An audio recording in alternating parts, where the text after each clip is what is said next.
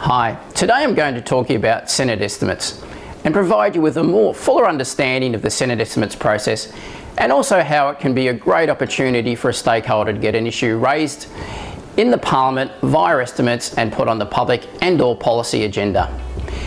The Senate estimates process kicks off essentially on budget night, when the Treasurer tables what is known as the appropriation bills, or more commonly known as the budget bills.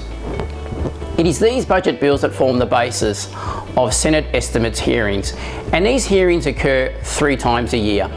The Senate has what is known as 8 legislation committees, which sit as the estimates committee because ultimately they are examining estimates of proposed expenditure. These 8 committees are allocated a number of portfolios each to be inquired into and examined in regards to the proposed expenditure and any and all manner of issues that relate to that portfolio. So for example, the Senate Community Affairs Legislation Committee will examine and look at all matters pertaining to the health portfolio. The Senate Economics Legislation Committee will look at all manner of issues pertaining to the Treasury portfolio. And what makes this process one of the most powerful accountability mechanisms in the Parliament is that Ministers of the Day, accompanied by senior bureaucrats, starting off with the Secretary of the Department, must appear before those committees and answer all manner of questions. Each legislation committee has 6 permanent members, 3 government and 3 non-government. But it doesn't mean that other senators can't participate. They can. Estimates is a process by which all senators can take part, but it's fair enough to say that not all senators do. Senate estimates in the main is dominated by the opposition, with the Greens being other major players. Crossbench senators also do participate, but they tend to pick and choose the issues of interest to them that they will go and ask questions of both the minister and senior bureaucrats. So the government and the opposition obviously have different objectives when it comes to Senate estimates. For the opposition, it's about getting as much information as possible onto the public record that probably doesn't already exist on the public record. And also prosecuting political issues, because Senate estimates does feature in the media quite a lot when public hearings are held.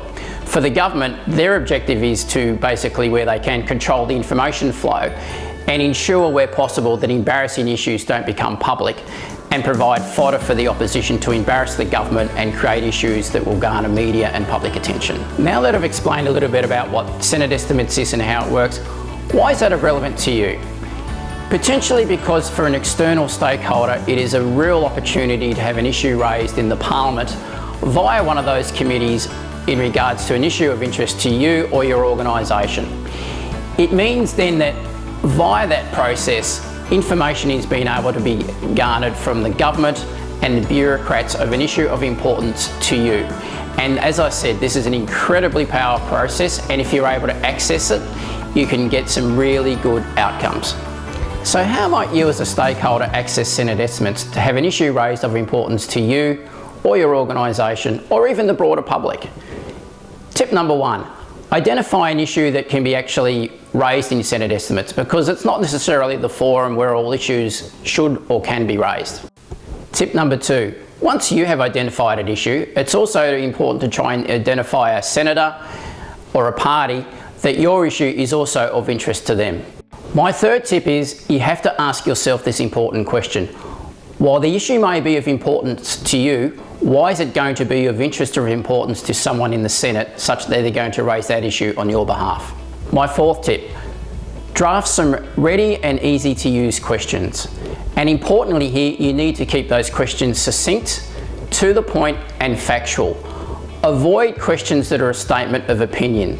Senators are more likely to pursue your questions where they are simple, easy to understand, and are actually asking for facts. And lastly, in support of your questions, it's important that you provide supporting material, media references, or a written brief that support why those questions should be asked. They are my 5 tips. I trust I've given you a better understanding of the Senate estimates process, why it matters, and importantly, how you might access it to pursue an issue of interest.